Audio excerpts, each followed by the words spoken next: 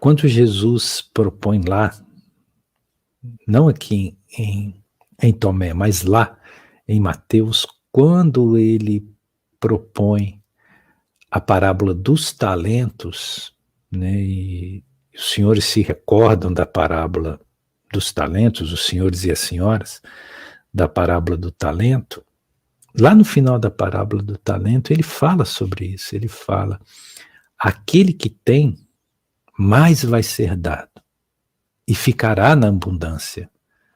Mas aquele que não tem, até aquilo que tem lhe será tirado, e grande será a sua miserabilidade. Que é mais ou menos o que ele está dizendo aqui, em outras palavras, né? Porque aqui em Tomé ele diz, quem tiver algo em sua mão, receberá mais. E quem não tiver nada, perderá até mesmo o pouco que tem.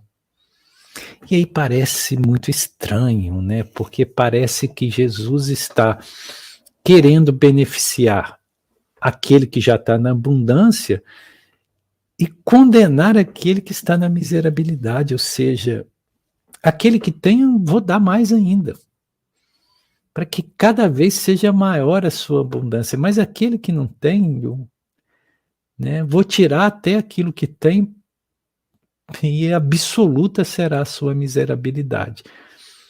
Se nós entendermos isso no sentido material, né, seria uma proposição de alguém absolutamente injusto, que não tem qualquer visão de humanidade, de justiça social. Né? Jesus teria que ser totalmente desprovido de justiça social, de senso de equanimidade, de distribuição de renda para propor tal coisa.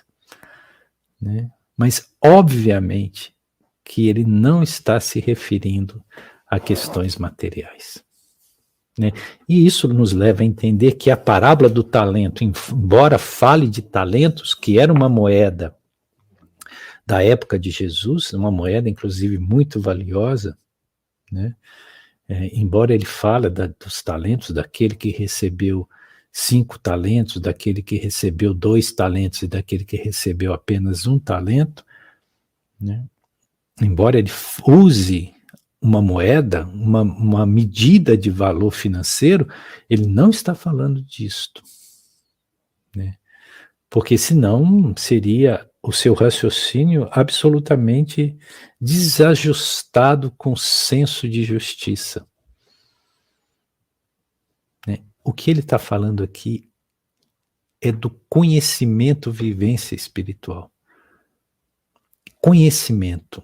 Conhecimento como nós vimos lá na jornada de Vedanta terça-feira, que não é o conhecimento sobre coisas, mas o conhecimento de si mesmo, o autoconhecimento, a percepção, porque aquele que tem, ele está municiado, ele está capacitado a ter cada vez mais, porque o conhecimento abre janelas para mais conhecimento. Quanto mais eu conheço, mais amplo se torna meu universo e mais eu sou passível de conhecer.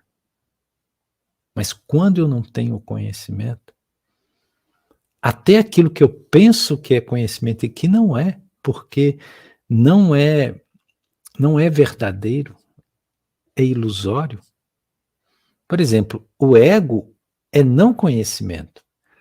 Então, tudo aquilo que o ego pensa possuir, ele na verdade não possui. Então ele não tem, ele não possui. O ego não tem nada na sua mão, além de ilusão. Então até isso que ele pensa ter vai ser tirado. Porque todos os valores ligados ao ego, eles serão ceifados, eles serão tirados. A noção de propriedade, a noção de autovaloração a partir de títulos, de bens, de posição social, de sentimento de nobreza, de superioridade, tudo isso vai ser tirado. Por quê? Porque não é real. Porque não pertence ao ser real. Então é disso que está se falando. E aí começa a fazer sentido quando Jesus propõe a parábola dos talentos, que ele vem com essa frase, que parece absurda se nós não levarmos para esse entendimento. Quando ele ali diz: aquele que tem, mais será dado, e ficará na abundância. Mas aquele que não tem, até o que tem lhe será tirado, e grande será a sua miserabilidade. Que é o mesmo que ele diz aqui em Tomé, né? Quem tiver algo em sua mão receberá mais, e quem não tiver nada perderá até mesmo o pouco que tem. Vamos supor um homem como Alexandre Magno, que conquistou quase todo mundo conhecido. Ele não tinha nada. Ele não tinha nada. Por quê? Porque tudo isso que ele pensava ter, ele não tinha. Todas aquelas terras, todo o reino dele que se estendeu até os limites da Índia, isso não lhe pertencia.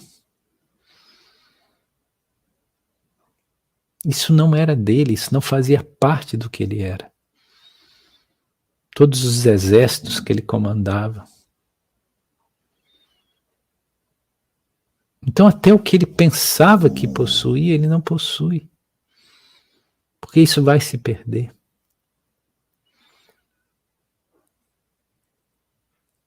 O império caiu. Vejam Roma, que dominou quase que todo mundo conhecido. Onde está a águia de César? Então essas coisas não pertencem ao ser. Mas aquilo que é patrimônio espiritual, isso não se perde. É isso que ele diz de ter algo em suas mãos.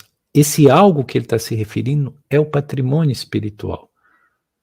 Se você tem o patrimônio espiritual, se você cultivou o patrimônio espiritual, os valores do ser, da consciência,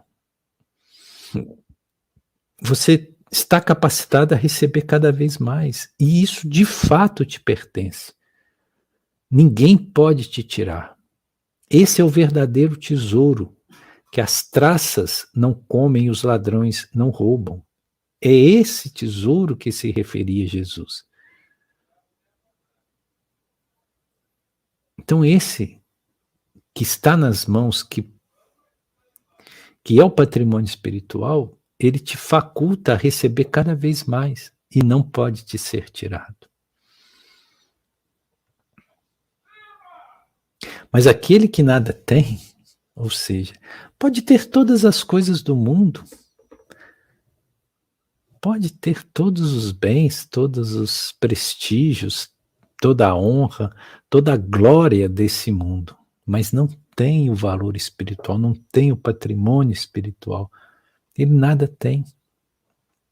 Porque essas coisas exteriores ligadas ao mundo não nos pertencem. Nada disso nos pertence.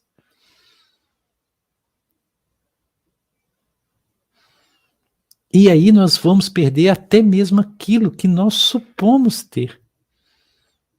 Porque vai vir a nossa irmãzinha chamada morte, morte física, e quando ela nos visitar, não adianta eu espernear dizendo da minha casa bonita, dos meus bens, dos meus títulos, da minha nobreza. Isso tudo vai ficar para trás.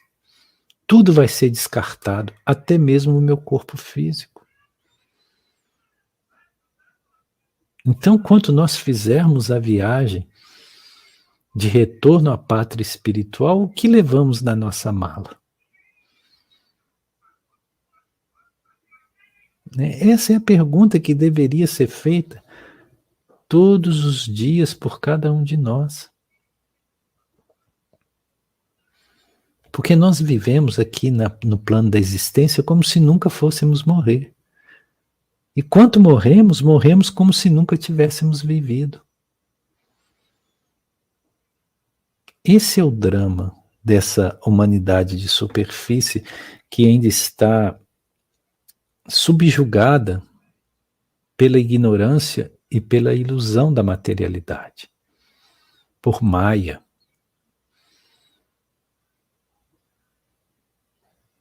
E Shiva Jesus está apontando diretamente para esse ponto tão delicado, desse ponto tão sensível.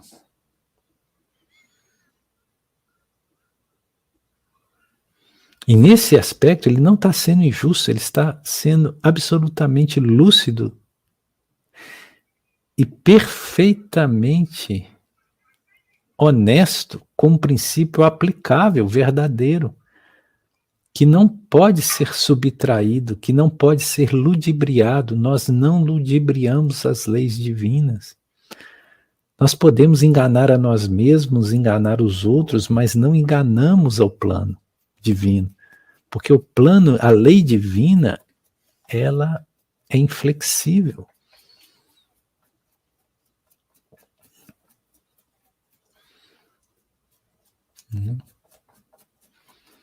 Então, por essa perspectiva, essa leitura, né, ela toma uma dimensão e um sentido, um contexto, uma semântica totalmente verdadeira e totalmente válida. Aquele que tem, mais lhe será dado. E é verdade. Quanto mais eu desenvolvo expansão consciencial, mais há em mim espaço para percepções ainda maiores. Então, quanto mais eu tenho, mais eu me capacito para ter mais e mais e mais. Né? E é uma abundância superlativa. Mas se eu não tenho essa percepção, se eu não despertei, se eu ainda estou no sono da ignorância, até mesmo aquilo que eu penso que eu tenho, me será tirado. Veja esses patrimônios intelectivos ou essa erudição que alguns ostentam, né?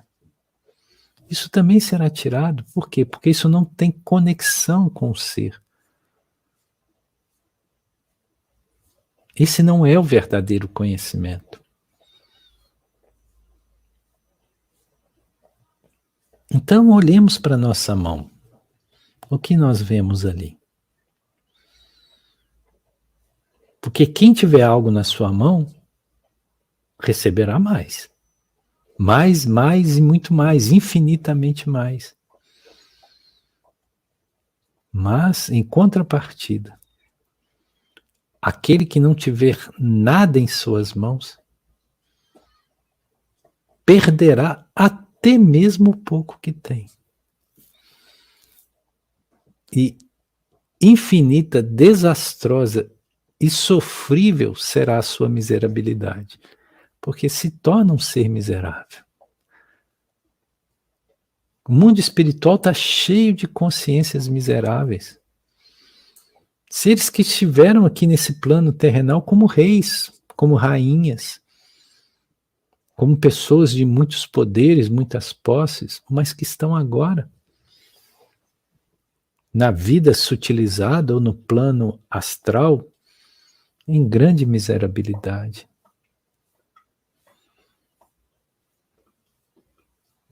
Porque descobriram que nada possuíam. Porque não cultivaram aquilo que verdadeiramente importava. E isso é uma constatação. Não é uma especulação filosófica. É uma constatação, pois assim o é. Eu posso até não aceitar, mas a lei divina não depende da minha aceitação para que ela se faça. Lei é lei. Eu posso não acreditar na lei da gravidade. Eu posso até negar a lei da gravidade. Mas se eu pular do 12º andar de um prédio, a lei da gravidade vai me puxar para baixo e eu vou ser esmagado, vou morrer. Ainda que eu não acredite na lei da materialidade, da gravidade. Com isso queremos dizer que a lei divina não depende da nossa anuência, da nossa concordância, não depende das nossas crenças para que ela seja o que é. A lei da reencarnação, por exemplo, ou da pluralidade das existências, é uma lei divina. Você pode não acreditar, tudo bem. Você pode estar atido a um credo, a uma doutrina, a um dogma que não aceita o princípio da pluralidade das existências. Você tem o direito de acreditar no que você quiser, mas isso não altera a lei divina. E a lei divina vai ser exercida independente da sua crença. Esse é o ponto. Então nós deveríamos trocar as nossas crenças, os nossos dogmas, as nossas bagagens conceituais, pelo entendimento verdadeiro das leis divinas. Porque quando temos o verdadeiro conhecimento, que é a verdade, essa verdade nos liberta, nos faz consciências livres. Isso deveria ser um ponto de reflexão para nós.